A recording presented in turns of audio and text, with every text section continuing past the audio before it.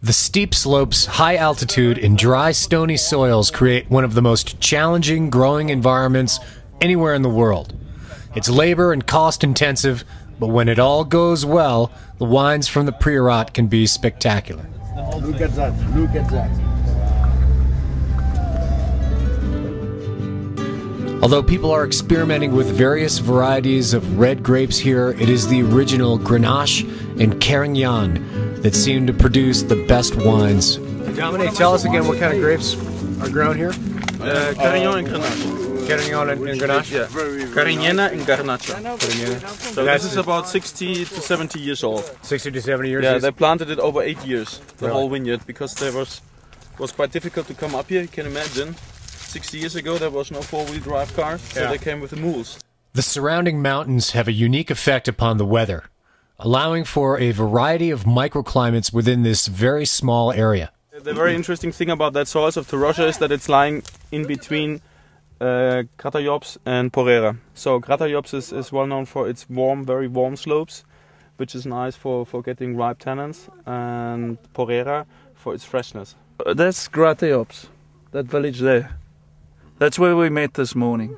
And that's where it all started. You know? It all started there, the rebirth in 1989. It already started by 85 with René Barbier coming here, planting some vineyards, getting some of the old vineyards in order. In the back here, behind this tree where my son is getting stuck in, there you have Scala Day. That's where the old monastery is. And that's where things started happening in the 1100s. All around us is the Licoreia, the slate soil that gives this area so much of its character. He just scratched the soil. This is what it looks like here, but this is what's underground. Okay, wow. You know, if you just scratch the soil, that's what comes out. So it all looks like that. And the roots, they go in and they take all the minerals. It's a rock. They grow in because there's still all the humidity. The whole thing dries out completely, but in between, that keeps your moisture. Together with the roots, there's something growing. So you can just peel it together with the roots. You know? The know? rocks are able to trap moisture, giving these wines a distinct mineral character. If you don't plant Cabernet, and if you respect the terroir, and if you don't just destroy it with chemicals, then you get really the terroir out of it. And what is the flavor? Is there, you know, is it? It's like an aniseed, black cassis, blueberry. It's the best way to describe it is buy 36 bottles of Priorat and drink all of them, and you'll have it all resolved. Okay. Eben and Dom have a very unique arrangement and marketing strategy. Together they own the winery and share in all aspects of the business, but each makes his own wine under a different label. But you do blend some of the different parcels, or you keep he blends his 3 vineyards, and I blend my 3. This becomes the wine. And this is half-half. This one is the only vineyard we split. And you make one wine and you make one wine? Yeah. So finally we are thirsty, we're gonna drink now.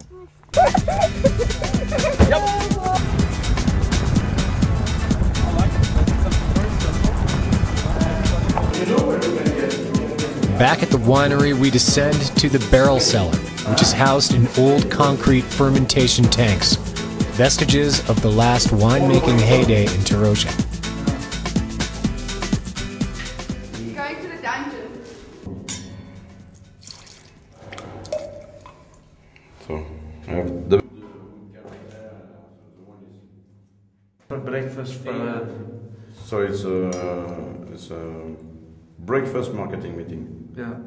Good. So this is Catalan Grenache. It's a very high vineyard. It's just west of Priorat. I test some, you know, and I get some Provençal, the fennel, yes, and some Provençal, yes, oregano, some Provençal herbs in it too. So up there, when it gets really dry, there is exactly the Provençal composition of herbs and.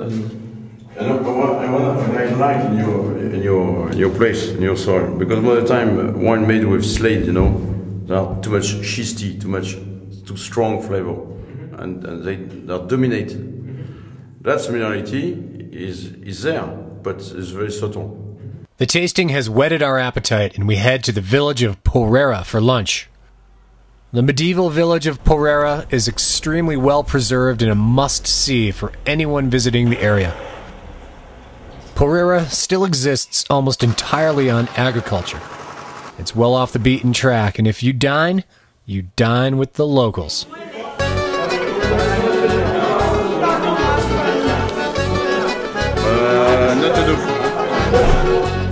We're treated to genuine Catalan comfort food. Oh my God, Ali, that's never going to be enough for the two of us. Portions are generous. With it, we try a rustic, locally made house wine. Fantastic, you know. Imagine in the village, you know, every family have a cellar and they do the wine by themselves. Okay, that's a cafe they are going to promote. And most of the time people used to drink the wine they produce together with the family, with the friends and so on. Every year. How good is it? What do you order? It's a good wine, the very best of the world. Bueno. Bon? Bon.